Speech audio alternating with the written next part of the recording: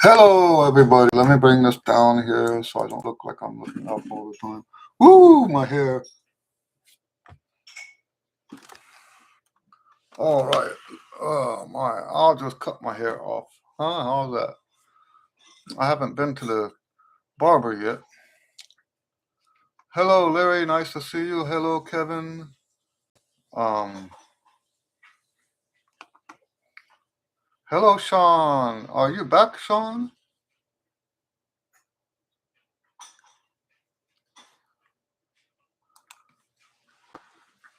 Before we get started, let me tell you a big news about next week. Um, I got a email from a past student who says he's going to be in town. Wanted to know if we could. Okay, look at that. Sean's driving back from West Texas now.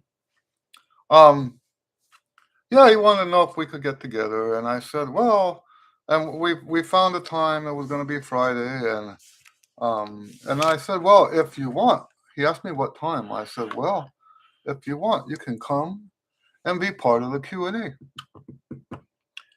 So he said yes. So next week we'll have a guest.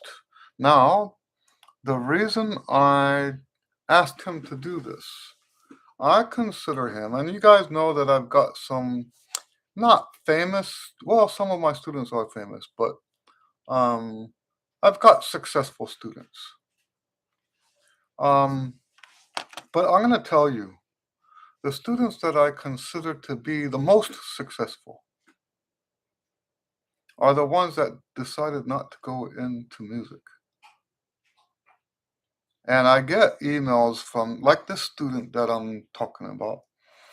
I think I mentioned him, not by name, but mentioned his email one time here in the Q&A before. When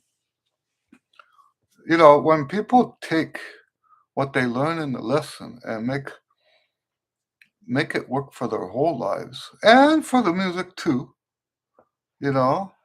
um, that to me is a bigger deal than someone going off and being so-called a famous trumpet player or a famous jazz player or a famous whatever. Boy, that's bothering me. So yes, we're gonna have him as a guest next week. His name is Christopher. And I'm looking forward to him sharing his experience. He's a medical student, or it's been long enough now. Maybe he's out of school and practicing. I don't know. Or maybe he's an what do they call that, intern or whatever. But yeah, we'll have him as a guest next week. So be there or be square. Okay. Um, I had another past student. We talk a lot, and we do it here on the Q&A too. We talk a lot about the psychology and the mental stuff and all how the brain works and all that stuff. And this one student became a what do you call it? A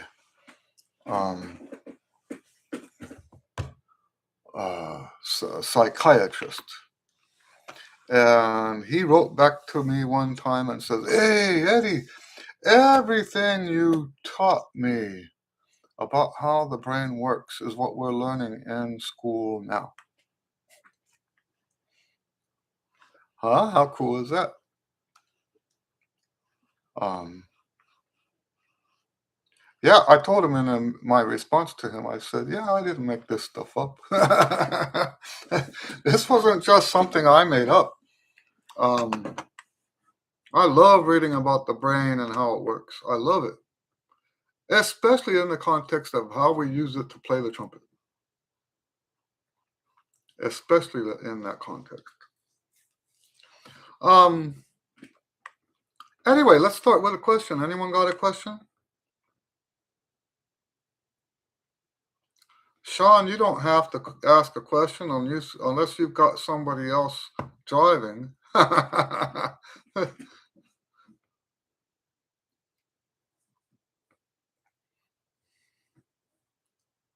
Where are you at right now, Sean? When you say West Texas, where are you coming from?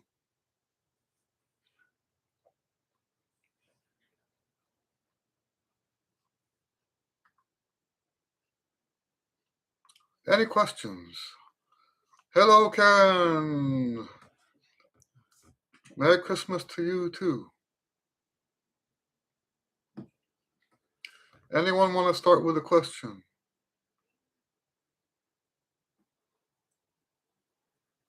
Can I review proper breathing? Yes. There is no proper breathing. Oh, you're coming from Midland. Okay. Yeah, there's no proper breathing. Let me tell you my philosophy. I believe that your breathing should be how you play in reverse. And anything aside from that is going to give you trouble. And so when I say there is no proper breathing, what I mean is since we all play differently, we should all be breathing differently. Does that make sense? If we all play differently, then if you use my philosophy, then you should breathe differently from everyone else. And so let's talk about how this works for me. Hello, Seppo. Thank you for the email. I enjoyed your finished music concert. I really enjoyed that. And I don't know if you answered my email. I was wondering why the one trombone player was standing up.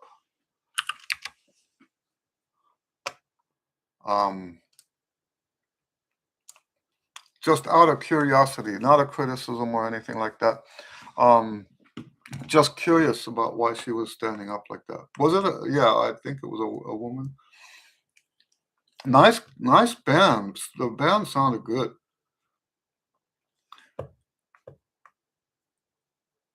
Okay, Sean asked the question, and I know I just dropped whatever I was saying. Oh, proper breathing. Let me do the breathing thing first. So when I figured this out, it was because I was cracking the same note every time. On what is it? On Pines of Rome, the backstage solo.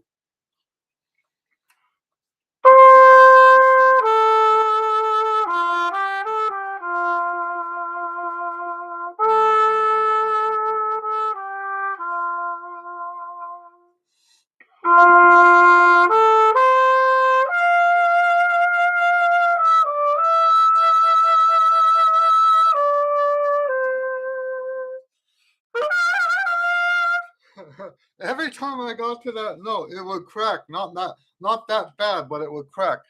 And I figured out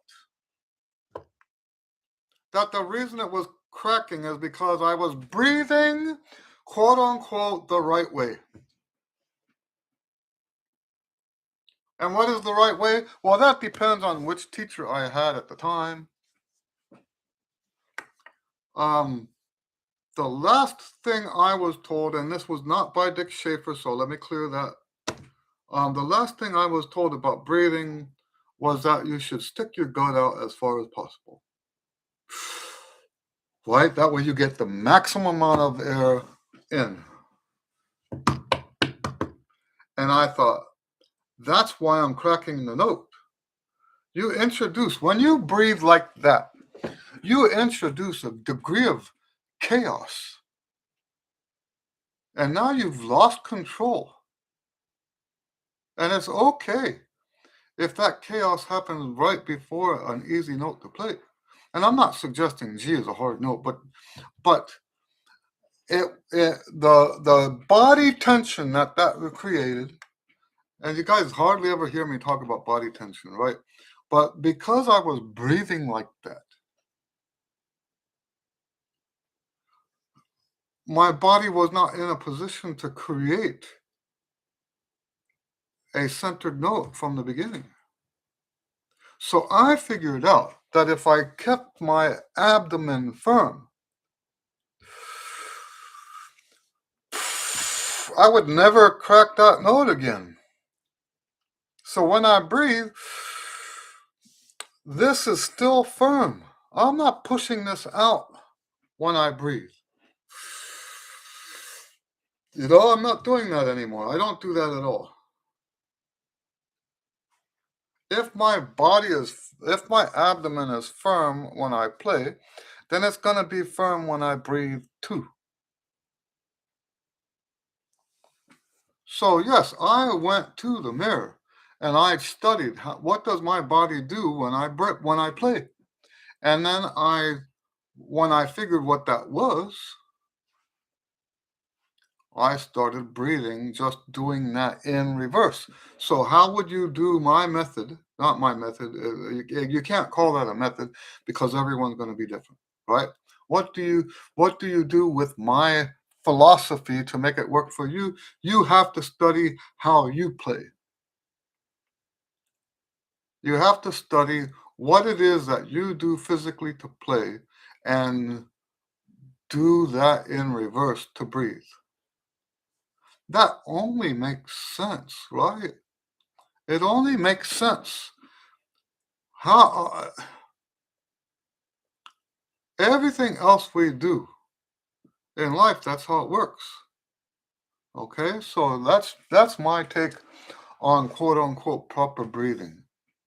Um, Now Sean says when transcribing music, then we get to a part that's too fast. What do I do? Are you using a, wave editing software to navigate?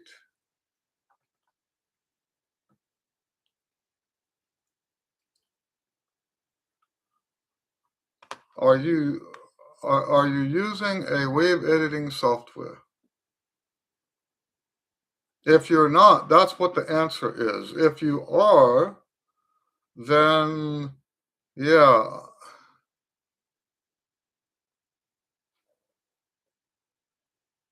What's TOOS?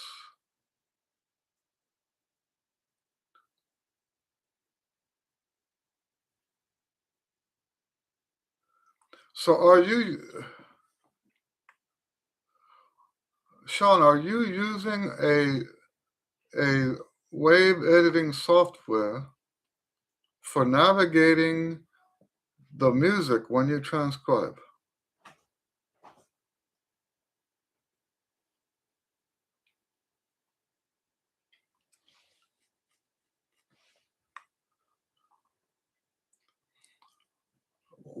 While I wait to hear your answer, um, Karen says, do you think it's okay to change mouthpieces between songs? I'm going to say songs since mouthpieces has pieces in it. I'm experimenting with that, and also between bands where I play higher or lower most of the time. The answer is yes, but not based on whether it's higher or lower. That I wouldn't think that way. Now, can you think that way?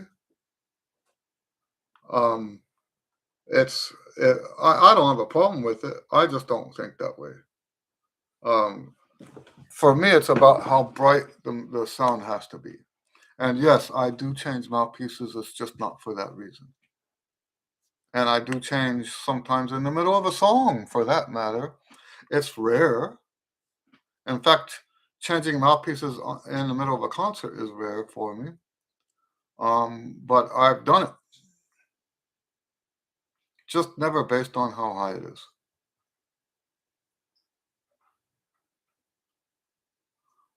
So Sean says no, he has not used wave editing software. Um, so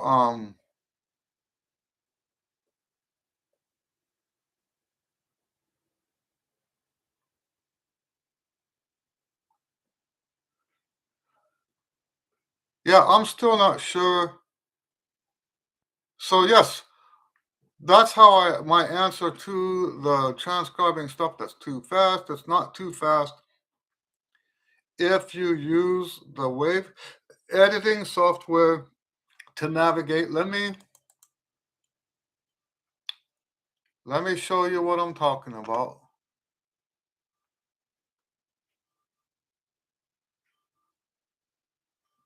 Let me pull up a file.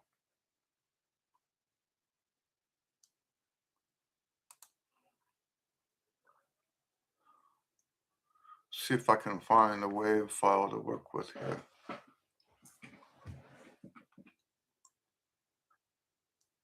Well, since we're not, it doesn't matter what it is since I'm not gonna play it.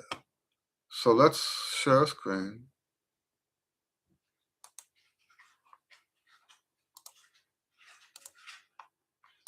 Now take a look at this.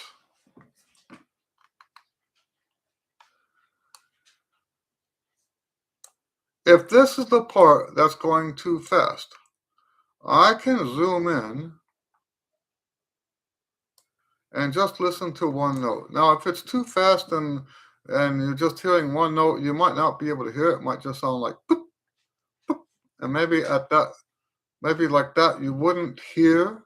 So then you can highlight both notes, two notes, and they go boop, boop, boop, boop, and you play it over and over and over again, boop, until you find what note that is. Boop, boop. And once you have those two notes, you scroll it over and get three notes.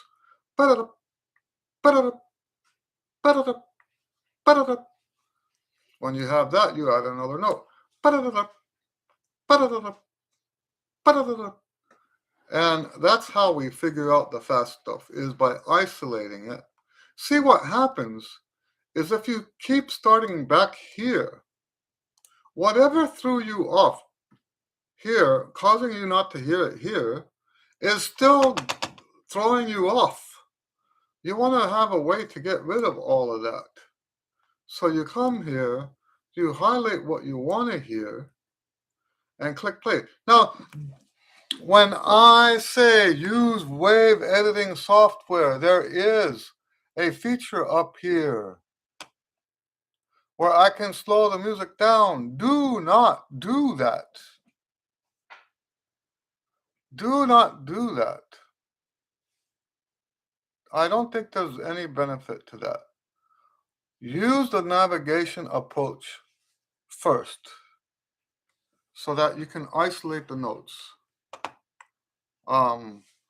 So when I say use wave editing software, I'm not talking about those features that are up in the menu that even worse, there's some of them that will actually do the transcription for you. There's no benefit to that. Not at all. All right. You guys get the point. Okay.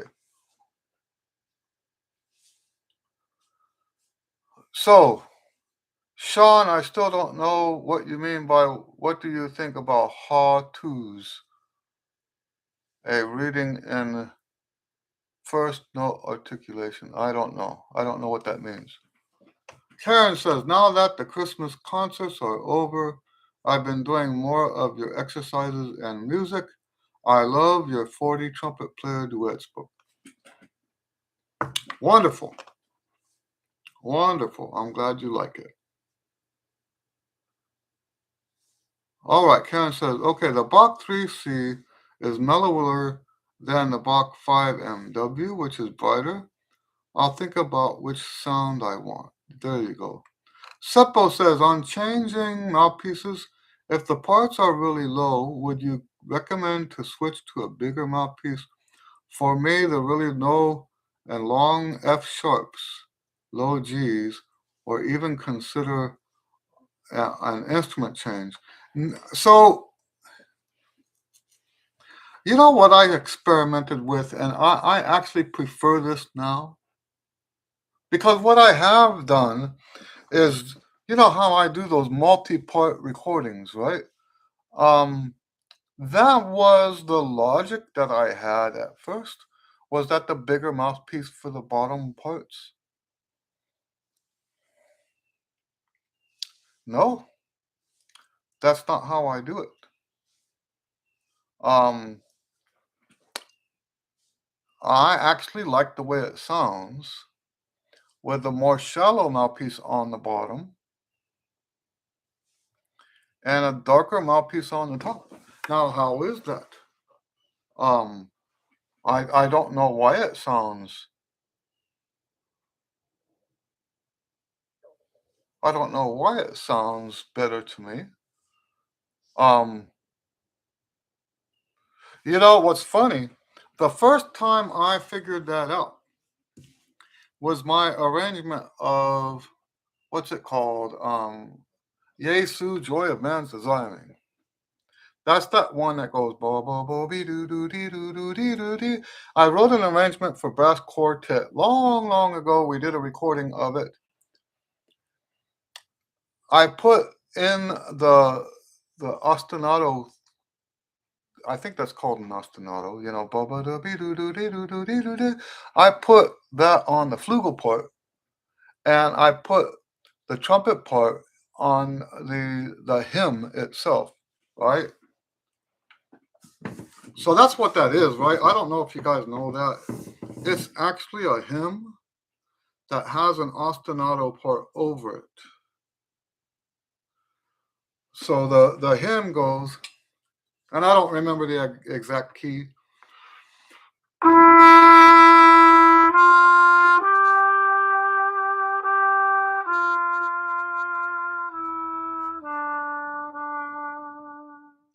Right, and then a little interlude.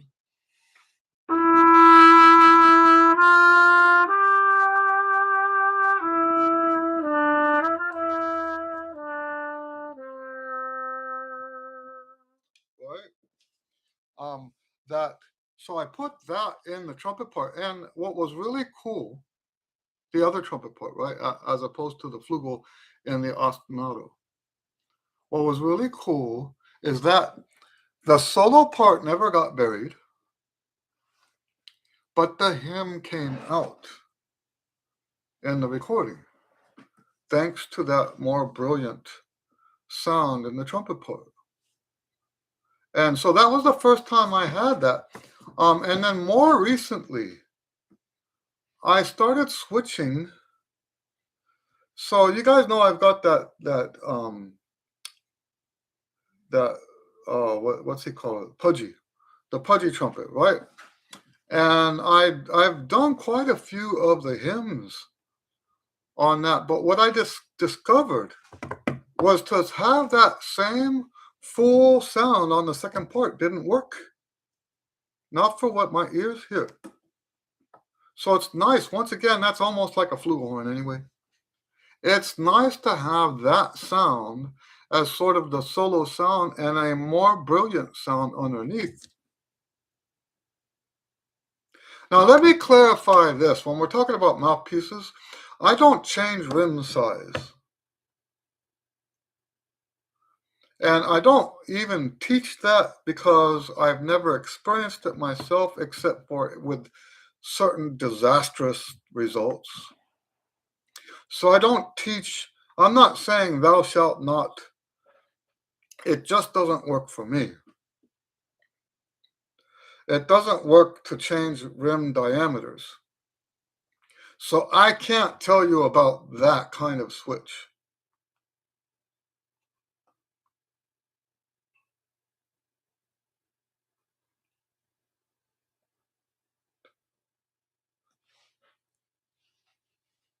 So I hope that makes sense.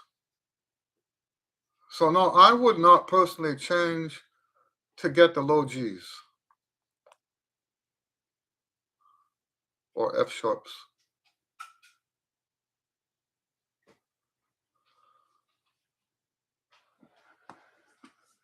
All right. Karen clarifies that it's a buck 5MV. All right. Um, so so Sean, with the so, where does this come from? The high two thing. I've never heard of this. Is that to get the air flowing before your tongue? Two, two, two? Or is the ha, or is the high the first note? High two. I don't know what that is. Seppo says, maybe I have asked this earlier, but do you use the third trigger for low F sharp and low G? Yes, I do. Let me tell you why. When I made my first album here at home, it was a duet album.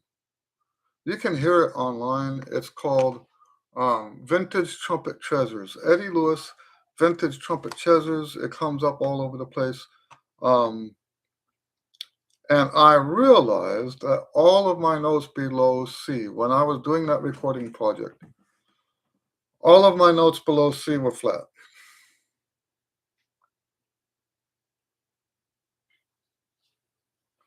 And what I figured out, because a lot of people don't use the slide for those notes, what I figured out is that if you play flat in the lower register, you're going to be too flat, way, way too flat on those notes if you use the slide.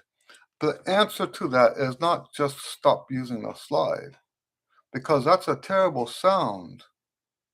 If you play those notes in tune without the slide, you are playing at a lower pitch center than the rest of the horn. Like, for example, if you play G, if I play G and then slur down to low G without using my slide,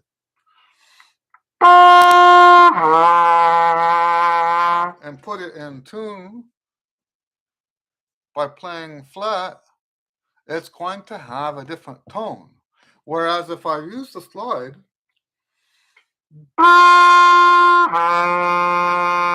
the tone is a lot more similar.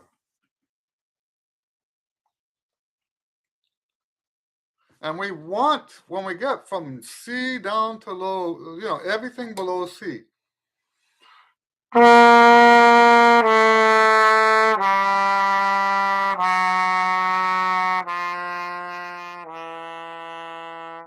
We want that. We want that to be, and you know what that taught me about playing in tune? Is that we should always play. Don't hear me out before you judge me. We should always play just a tiny bit sharp. Just a tiny bit. Now, I've told, well, if we've ever talked about tuning before, you've heard me say stuff about tuning sharp. This is not the same thing. What I'm talking about now, let me do my share screen thing again.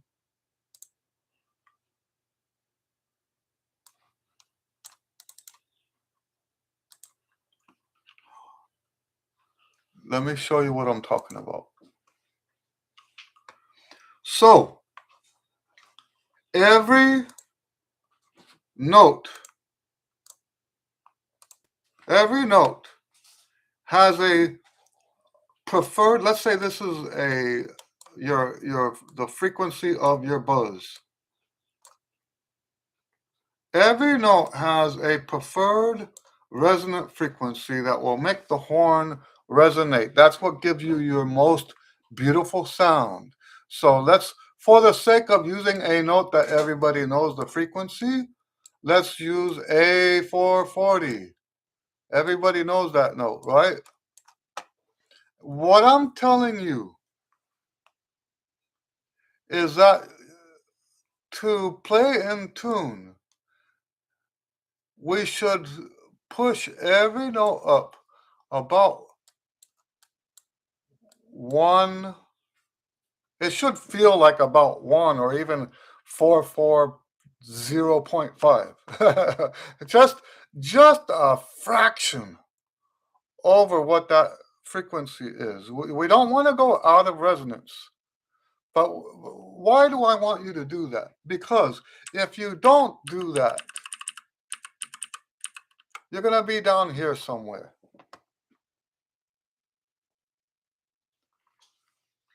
And the lower the note is, let's say you're on C.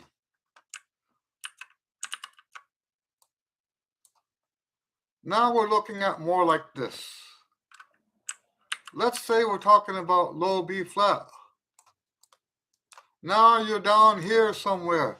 To fix this problem, remember what we're talking about here. You're going to get a dull, a terribly dull sound in the lower register compared to whatever it was that you were doing in the mid register. Okay? So the answer to that is not try to keep it here. The way I like to describe it is that we are going to push into the ceiling. We're going to push the pitch up just enough that you can feel that it's about to pop. Now, I do believe some people overdo this and they get so brilliant of a sound. We don't want that. We're still trying to keep a resonant sound. But in order to avoid what happens in the lower register where the pitch is this far beneath the actual resonant pitch, and let's be clear about that. We're not talking about playing in tune. We're talking about getting a good sound.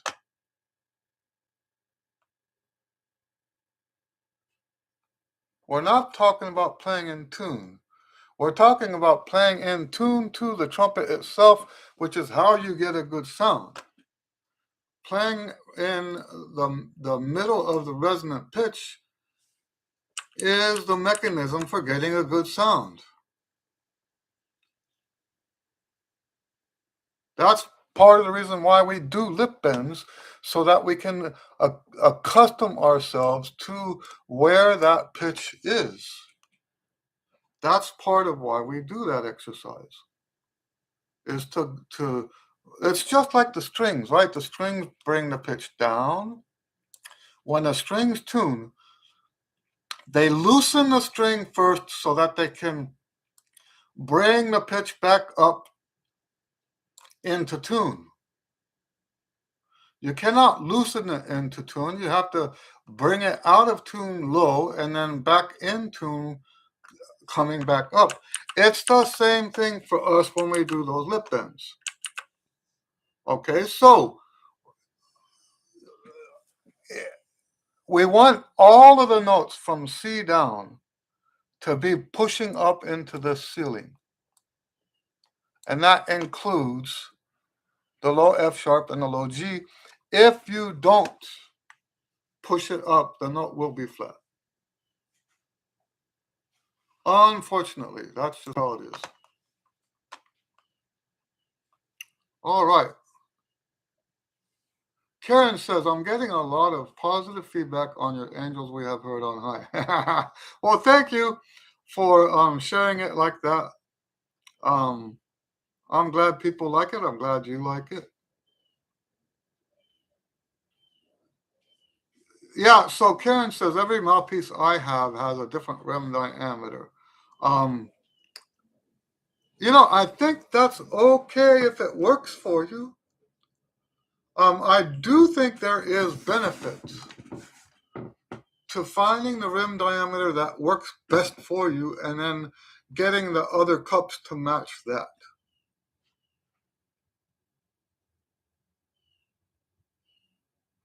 Okay.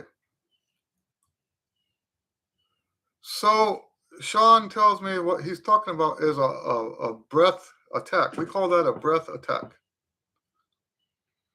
And I've never heard of anyone do that combination that you're talking about. So breath attacks are a brilliant tool for diagnosing what's wrong with your articulation. Wonderful, wonderful tool. I use it when it's necessary to use it. I don't make everybody do it because that would be dogma, right? That would be dogma, and I wouldn't be listening to the student. So doing breath attacks just because that's how it's done. No, I don't do that. But breath attacks as a tool for fixing problems, bravo, yes. Yes, bravo. This thing where you do a breath attack and then a regular attack, never heard that before. What I have heard is ta. This is Caruso, right? Ta da ha. A T attack, a D attack, and a H attack. I have heard that. I've done that.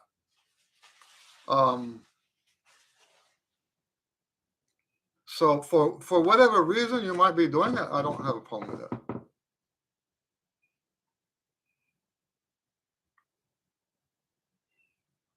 Seppo says I have a similar experience on that.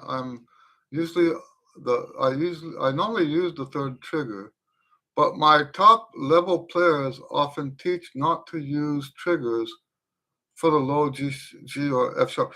I don't want to sound offensive, but I think that's just lazy trumpet teaching. I just think that's lazy trumpet teaching. Because it's really difficult to like this, what I'm talking about, that's extremely difficult to teach. Once we start talking about intonation, people want to tune with their tuner, and the tuner doesn't tell you anything about what we just talked about. And it's just a hard concept to teach. So yes, I've heard a lot of people say don't use that. Mostly for the beginners, right? I think mostly for the beginners, because the beginners tend to where does that playing flat thing comes from? It's overcompensation for the low notes.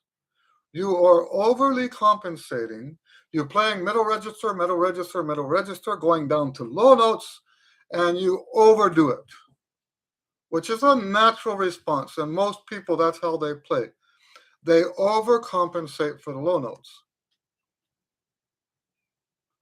And instead of teaching them how to not do that, most people will just say, "Oh, don't use your slide." You know, the same thing, the same mechanism that makes the D and the C sharp out of tune is present for the G and F sharp. There is no difference.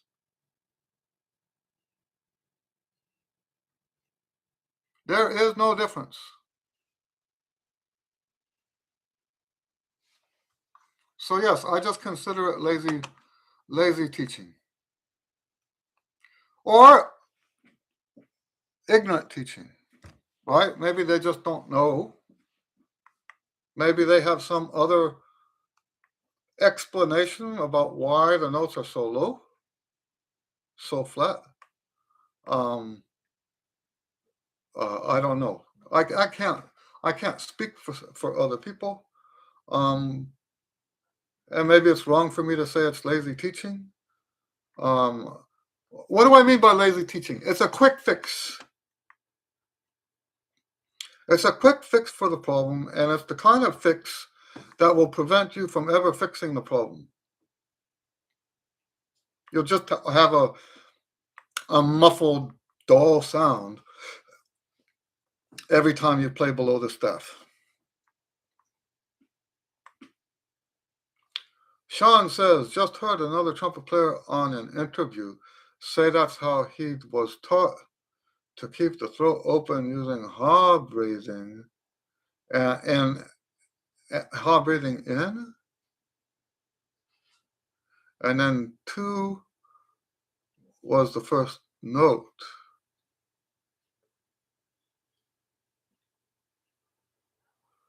Oh, ha to breathe in. So the ha is not the first note.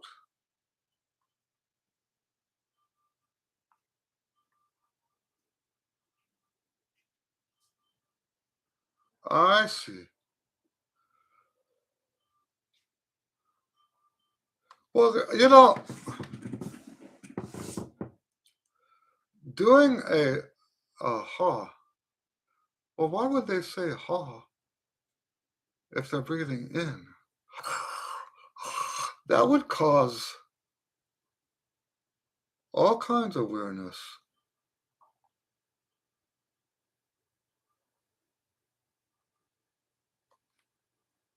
Sean says, did you tell us in the past that Chet Baker actually played out of tune on purpose? Not sometimes, always.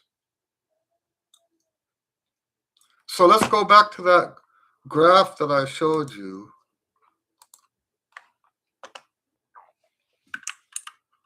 Now, this is just what I learned on listening to people that apparently know what they're talking about. Okay. I never saw anything about him talking this way about himself, but the guys that study him, this is what they teach. Okay. Let's say here's A440. Just like I'm telling you to play a little bit above, he apparently played a little bit below. And let me tell you what happens when you do that. You can sound great on any horn you play if that's how you play. It's hard. It's extremely hard because you have to fight the horn to do it. Now, after you get used to it, I'm sure there's no fight anymore. But we tend to play here. We tend to play at because of what do you call it, the standing wave, we have a tendency to play in tune, except for the low notes. And once again, I'm not talking about playing in tune. I'm talking about playing in tune to the trumpet for the resonant note. So play flat on purpose to the same degree on every note. That's hard. I've tried it.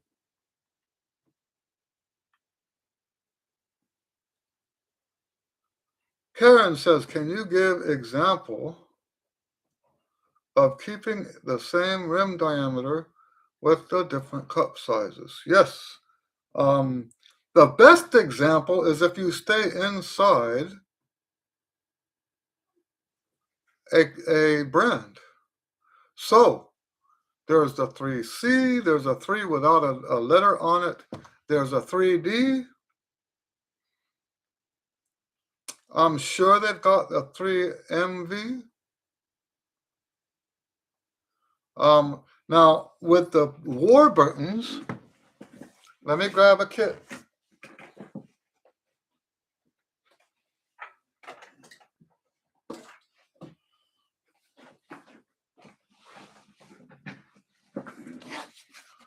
The whole point of the Warburton system is that you have multiple mouthpieces with the same rim diameter. So, like, let's look at the 5. This is a very shallow 5. And this is a very deep 5. Not very deep, but deep compared. And then the 3 in between are gradually shallower, or, they go from one extreme to the other. Okay, so that's the best way to do that. Now, I didn't do it that way because I could not find a replacement. I wanted to replace my F1. Now, what is the F1? The F1 is my favorite mouthpiece. Look at how much of my fingernail goes in there. This is a Shelkey mouthpiece. Notice that it's shorter than a regular mouthpiece.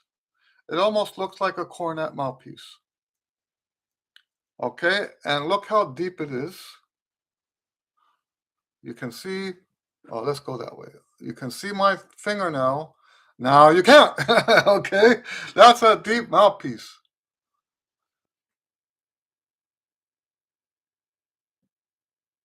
Okay. I tried an a Warburton replacement. I have it in my bag.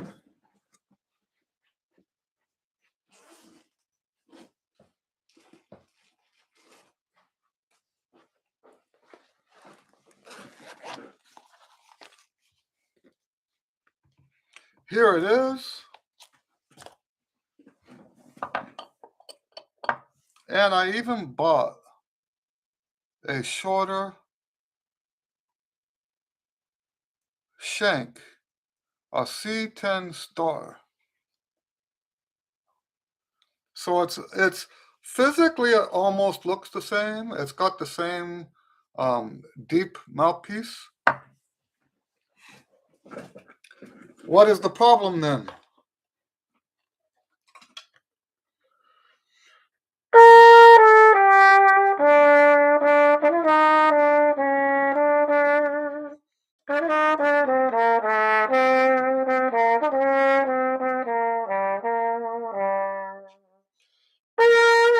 Oh, that actually sounds kind of good. The problem is the pitch. The pitch is, I don't remember what it is, it's just not right.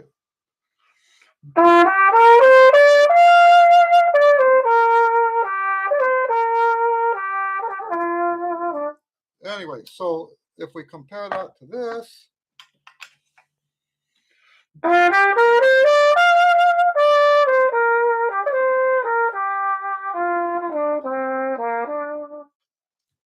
yeah, it's not a bad mouthpiece.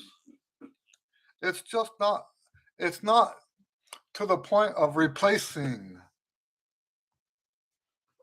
the. And I'll play on it. It's just not there yet. And I might not be done looking yet. But anyway, I don't know why I'm talking about all that. Because we're talking about having the same rim diameter. The way this kit is set up, each each column is a rim diameter. It's the same rim diameter. So like the 5 I was talking about is here. 5, 5, 5, 5, 5, all the same rim diameter. You've got a shallow mouthpiece at the top, deep mouthpiece at the bottom, and various going between, like that. And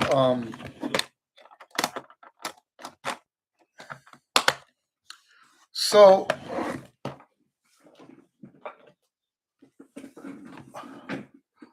by the way, I use that mouthpiece kit to size people. There's no better tool than a Warburton kit. Someone told me they're not selling them anymore. If that's true, then I'm glad I got mine when I did. Because it's a powerful, powerful, powerful teaching tool. It cost more than most trumpets. Well, at least most trumpets I ever bought. Trumpets are expensive now. But yes, I paid more for that kit than I ever paid for a trumpet.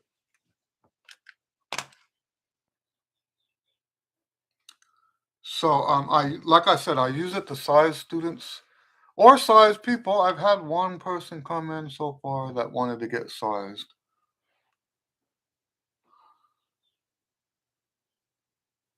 So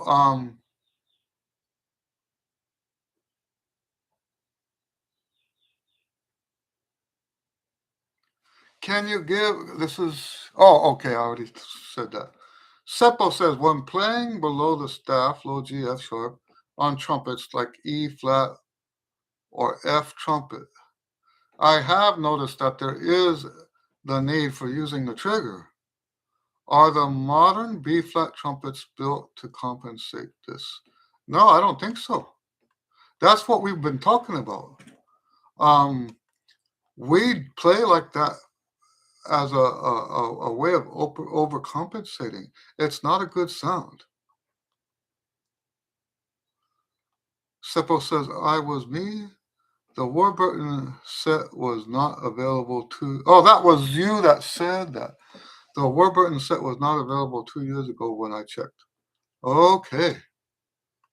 All right. Well, then I got in there right in time. I think it's a beautiful tool. I hope I'm not the reason why they stopped it. Maybe they don't need that anymore because I think they have a much bigger name now than they had before. Um, but I'm going to tell you, it's a great as a teacher. Um, normally I don't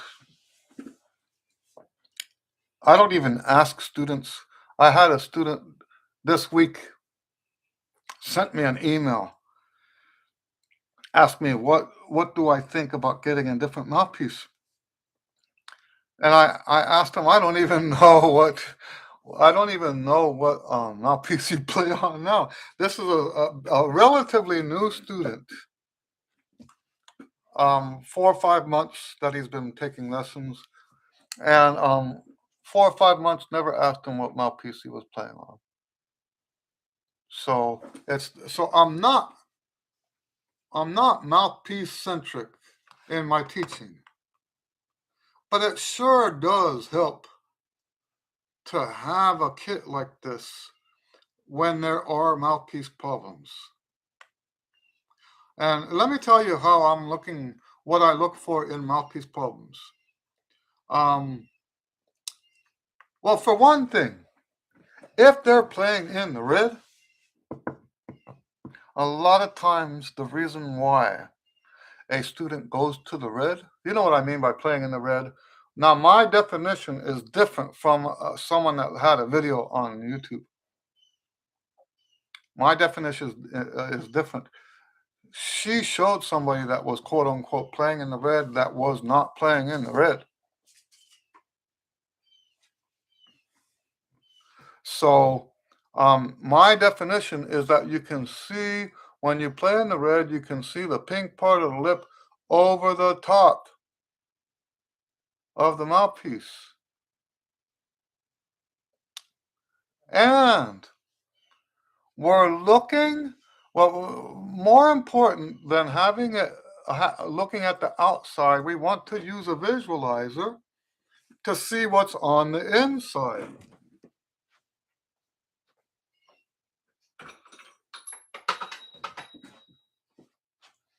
So I have this here just for that reason.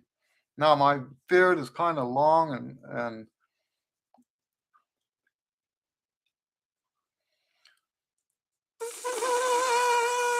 I'm using the wrong hand. I'm trying to get the shadow out. There we go. Now you'll see that I'm about 2/3, 1/3. Um, when we talk about dogma in trumpet teaching, it's when you follow a set of rules or guidelines without being sensitive to the actual student. Okay? And what she showed in her video was a embouchure I would not have touched. That there are probably other things going on and has nothing to do. And you know, um, the chance of really screwing somebody up because the line that they had in the middle was, like half a millimeter off from where you want it. That's just bad teaching. I'm sorry. And that's why I'm not going to tell you who she was. But that's just bad teaching. And let me tell you this also. I don't know why I'm talking about this, but because we're talking about mouthpieces, right? There are times when if someone is genuinely playing in the red, we're not so much interested in what they can see above the mouthpiece. We're more interested in what's inside. So someone who plays in the red isn't even 2/3. Someone that plays in the red has an embouchure where the top lip is about a millimeter inside the mouthpiece. The lip line between is about a millimeter below, like that. Now, how do I know about this? I used to play like that. Okay? That's what I just showed you there, is playing in the red. And unless if it's not that bad, we do what I call an embouchure adjustment. An embouchure adjustment does not destroy people's playing. An embouchure change does. So it's extremely rare for me today to recommend an embouchure change. A lot of times students will come to me and say, Mr. Lewis, I need an embouchure change. And you guys might have seen this video where I asked them why, and they said, well, my band director said I need an embouchure change, or the judge at contest said I needed an embouchure change, or Johnny, the guy that sits next to me in band, says I need an embouchure change. You need to ask them why. If they don't have a legitimate reason, then don't change your embouchure. Anyway, so yes, there are things like that.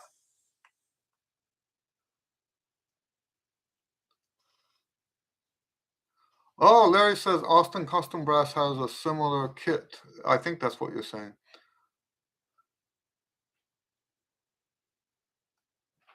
So, Seppo asks, how do you use the open rim for diagnosis? We're just looking to see if anything is off, right?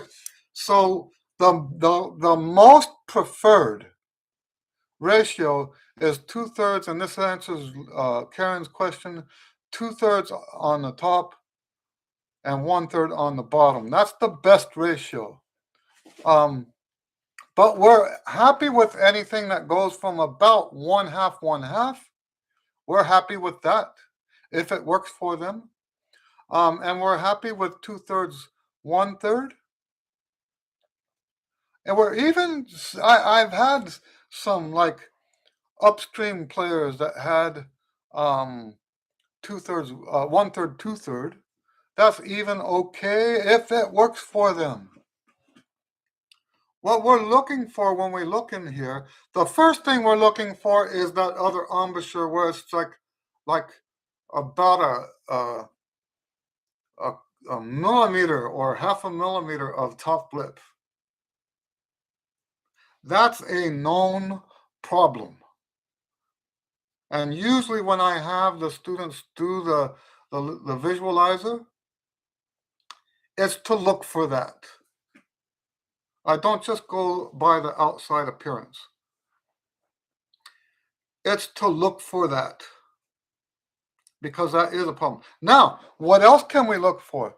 I asked them to buzz, and they go, so even if the ratio is correct and they breathe after they place the mouthpiece, and then they go, now when I see that, now I know that the embouchure underneath the mouthpiece is spread out. And that's one of the things I'm looking for also. But that, you don't need a visualizer to see.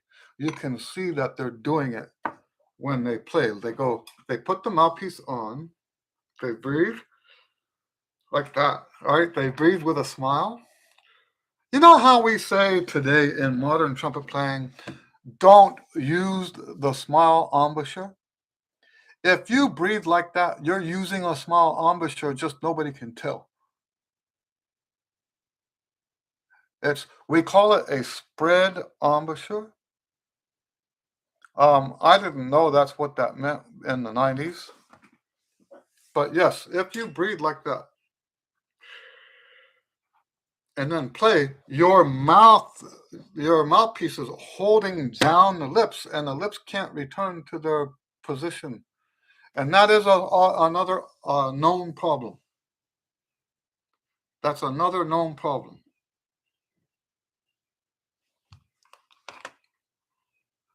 But yes, the short answer is mostly what we're looking for is whether or not you're playing with very little upper lip.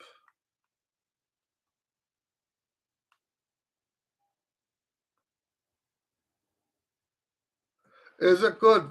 Karen asks, is it good to have a cornet? Yeah, I would love to have a cornet. I actually have a cornet, but it's a student instrument. But yes, I would love to have a true, like, turn of the century, like what Herbert L. Clark would have played or something. I would love to have something like that. Or alternatively, I would love to have a British cornet. Kevin, hello, Kevin. Kevin says, Mr. Lewis, if we don't have a visualizer, would you recommend that we benefit from having one? You can get one. Here's the problem, though. If you use it without having a reason to use it, you could become a trumpet hypochondriac, looking for problems where there aren't any. And that's the biggest thing I would avoid. I have had students that internet students that I asked them to please buy a visualizer so that in the next lesson we could take a look. But that was based on the problems I was seeing in their playing. Remember my rule. I have very few rules. I have a lot of isms, but this one can be voiced as a rule. All physical work should be for musical reasons. And that includes things like diagnostics and stuff like that. If you're looking for something wrong physically, the reason for that should be something wrong with your music. There's a lot of things that can go wrong if you just start looking for problems that are not there.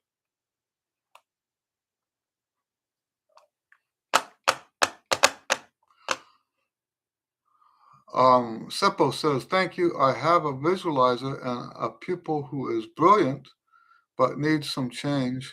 This really can help. Thank you. You're welcome. All right, guys, I have a very sad job to do right now. I'm not going to share with you what it is. But I really need to cut you guys off now. And let me go take care of business. Okay. All right. Remember, next week we have a guest. I hope as many of you come as possible. Okay. All right. Well, thank you guys. God bless you, as always. And Merry Christmas to all of you. And have a wonderful, we will have next week. So I won't, we will see you next week, but that's after Christmas, right?